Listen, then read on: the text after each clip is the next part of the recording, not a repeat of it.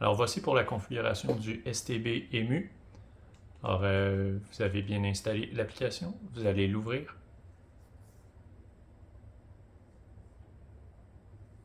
Donc c'est la première fois que vous allez ouvrir l'application, vous pesez sur Configure application.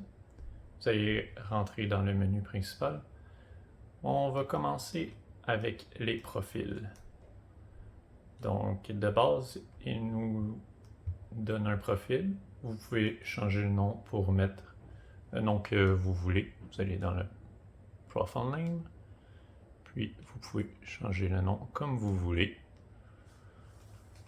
Pour le bien de la cause, on va seulement mettre nouveau profil.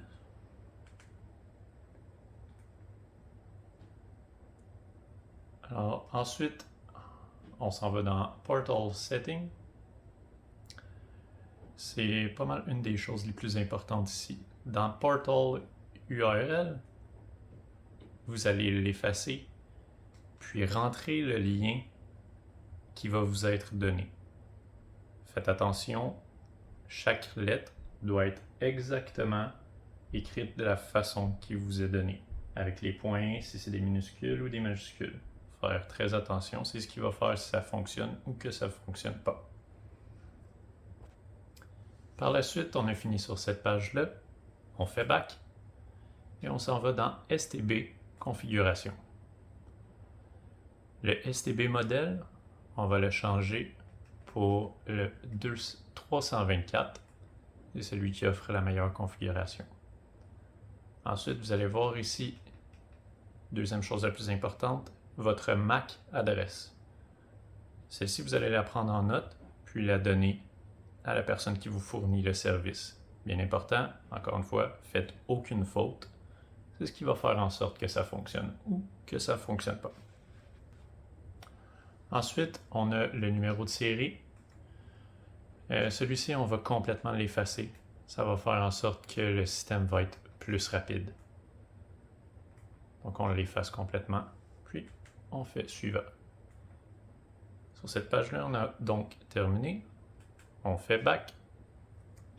Puis on a les setups des Media Players. Le premier en haut, Media Player. De base, il vient sélectionner avec le mode EXO. Nous allons le changer pour le IGK, qui fonctionne beaucoup mieux. Alors, pour cette section aussi, c'est terminé. On fait back. Ici aussi, c'est terminé. On fait back. Le profil est alors complété. On retourne back encore. Puis, si vous voulez que l'application ait une bonne mémoire lorsqu'elle est démarrée ou lorsque vous démarrez votre Fire Stick, vous allez aller dans Common Setting. Puis, vous descendez des fils menu jusqu'à temps que vous voyez ça ici, Auto Start on Device Boot. Vous le sélectionnez et vous avez terminé. Vous pouvez faire back, back.